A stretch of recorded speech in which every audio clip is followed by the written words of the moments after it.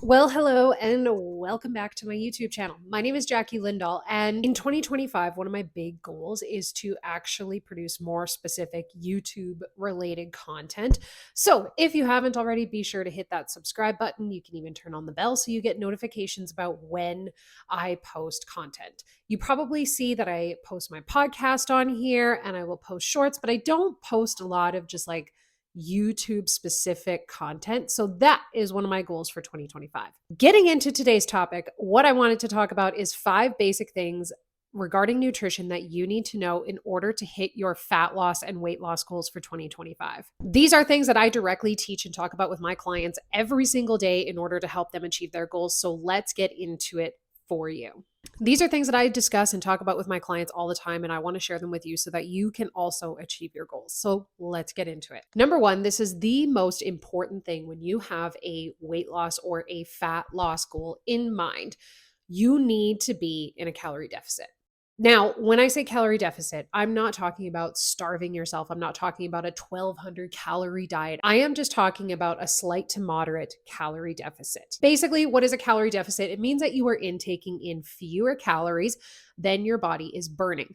This then forces your body to go and make up that energy deficit by using up your stored energy sources, such as your body fat. This is how weight loss occurs. Any weight loss diet out there, anytime that anybody loses weight, it's because they're in a calorie deficit. Doesn't matter what that diet is. It could be keto, it could be carnivore, it could be paleo, it could be Weight Watchers, it could be fucking cabbage soup diet.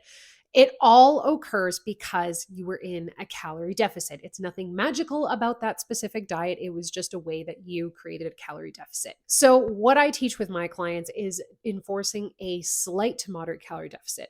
An ideal amount of weight loss is about 0.5 to 1.5 pounds per week. That usually requires a calorie deficit of about 300 to 500 calories per day. Nothing crazy. We aren't going down to 1,000 calories and trying to starve ourselves all in the name of losing weight. We're just slightly decreasing portion sizes or extra snacks, things like that, so that you can achieve that calorie deficit. The goal is actually to eat as many calories as you still can while still seeing results. And this is something that I really enforce with my clients, is that our goal is not to fucking starve ourselves and be miserable here. Our goal is to be able to eat as much as you can while still seeing a reasonable amount of weight loss. Number two, while you're getting into that calorie deficit, I really want to make this known and super important that you do not need to give up any junk foods or restrict certain food groups in order to make that happen. Oftentimes, when someone has a weight loss goal in mind, and you have probably done this before, you go straight to cutting out junk. You remove chips, pop, chocolate, you're not eating pizza, you're cutting out even certain food groups, which is what a lot of those popular diets such as keto or carnivore do, where you're cutting out literal huge amounts of food groups, all in the name of losing weight. So don't get me wrong. Eating healthy is important. It is important to have a diet that mostly focuses on whole or minimally processed foods, and the more heavier processed foods such as fast food, pop, candy, those types of things to be kept to more of a minimum. Yes, I do agree. However, though, I feel like what a lot of people forget is that food is also enjoyment. Food is fun. Food is culture. And automatically you jumping to cutting out junk food and things like that leads to deprivation, where people will feel like they are on this super strict diet and they cannot break free from it. Or when they do, or they slip up, then they feel like they have gone and fucked everything up, and it leads downward into a shame spiral and essentially falling off the wagon. All foods can be enjoyed in moderation. Fast food, cupcakes, pizza, pop, all of those types of things can be enjoyed still and still achieve your weight loss goals, knowing that you didn't do anything wrong, because there's nothing wrong with those foods. In saying that, you don't have to give up junk, you don't have to give up certain food groups. What I really like to focus on with my clients is what I call the add-in method, where instead of automatically jumping to removing everything fun out of my diet, I try to think about what is maybe missing from my diet and I try to add in. So, for example, adding in more servings of fruits and vegetables, adding in fruits and vegetables to every single meal or snack.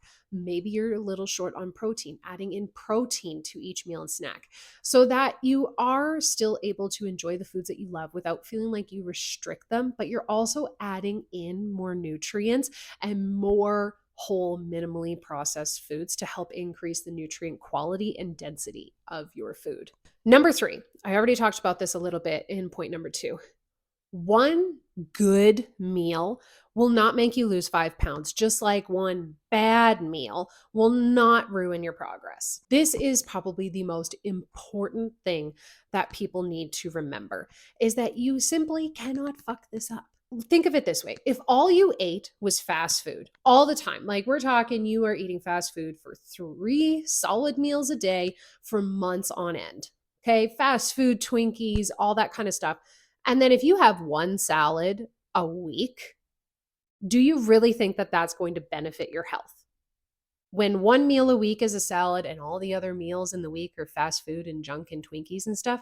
No, obviously not. That salad isn't going to do sweet fuck all to help improve your health. But on the opposite end of the spectrum, if the majority of the time you are eating more whole, minimally processed foods, fruits, veggies, whole grains, lots of fiber, lots of protein, and then you have some fast food on a Saturday, or you go to your niece's birthday and you have pizza and cake, is that truly going to ruin your progress? Also, no. Think about the big picture here. What I usually encourage with my clients is following the 80-20 rule, meaning aiming for about 80% of the time you are eating more whole, minimally processed, thinking about fruits and vegetables and portion sizes and all that kind of stuff. And 20% of the time you have those enjoyable foods and things that you love as well, like chocolate and pizza, cake and fast food and all that. What you do the majority of the time matters. Think about the whole picture here, not just this food is good and this food is bad. While we're at it, can we also just remove good and bad when it comes to food? Food is food.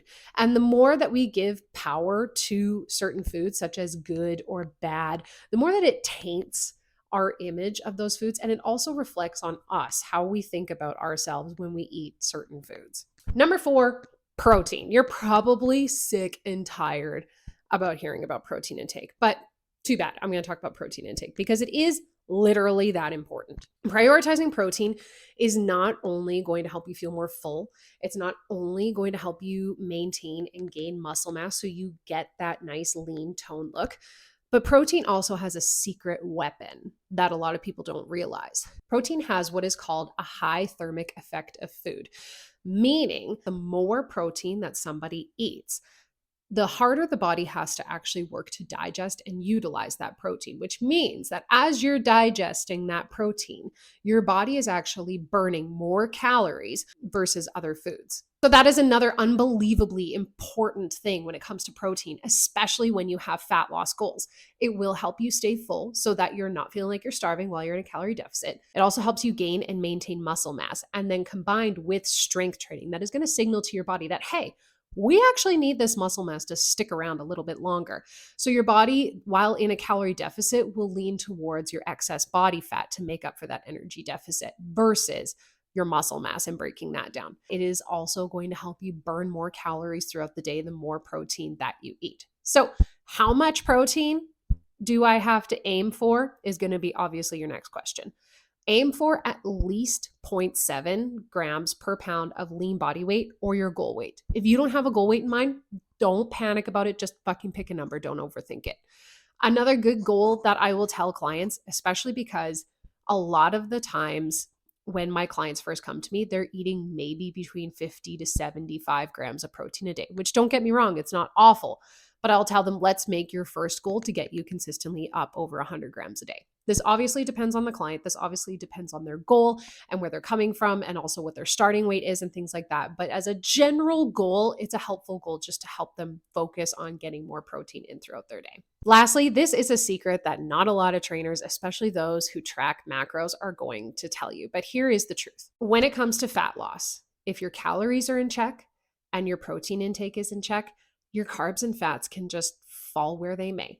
You don't have to track carbs and fats as long as your protein and your fat are in check. Now, this comes with a stipulation. The majority of people that I work with are general population people. They are moms, they are hardworking women who have busy careers. They're not looking to step onto a bodybuilding stage. They don't have crazy aesthetic goals or want to lean down to like a six pack. Those type of goals do require you to have your carbohydrates at a certain amount and your fats at a certain amount. Yes. However, though, if you're getting in enough calories, you're getting in enough protein, you don't necessarily have to worry about hitting a specific carb goal or hitting a specific fat goal. I do usually tell my clients you kind of have to have a minimum fat in your day because fats are unbelievably important for our hormone and immune health and things like that. So it is important to have fats in your diet. But in terms of should you be on a high carb diet, should you be on a low carb diet, that really is up to the individual. I am a high carb girly. I could survive on bread and pasta alone. Let's be perfectly fucking honest about that. But I have other people that I work with who are not like that, and they prefer to have a lower carb diet. It makes them feel better. And that's perfectly okay. As long as you're hitting your calorie goal and as long as you're hitting your protein goal and you're being consistent with those things, carbs and fats can just fall where they may. And number 6, I know I said that there was only 5, but I'm giving you a bonus one, number 6, because it is so unbelievably important. You need to prioritize fiber for digestion and overall health. Did you know that there is skyrocketing colon cancer rates among millennials? Millennials. I am a millennial in my 30s, and they are attributing a lot of it to having low fiber diets. I cannot stress the importance of fiber. How much fiber a day should you eat? Generally speaking, a minimum of at least 25 grams a day is great for your digestion and overall health. Fiber is so important, not just for digestion, but also for your gut microbiome, for adding and also for increasing your nutrient quality of your foods.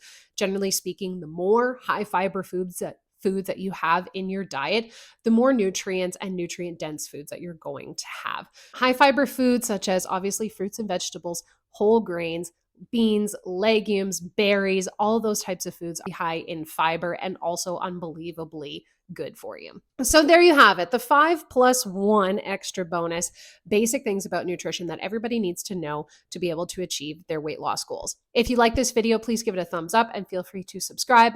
And if you haven't already, I also have a podcast, and feel free to head over to Instagram and follow me there where I post daily content. Thanks so much for watching, and I'll talk to you next time.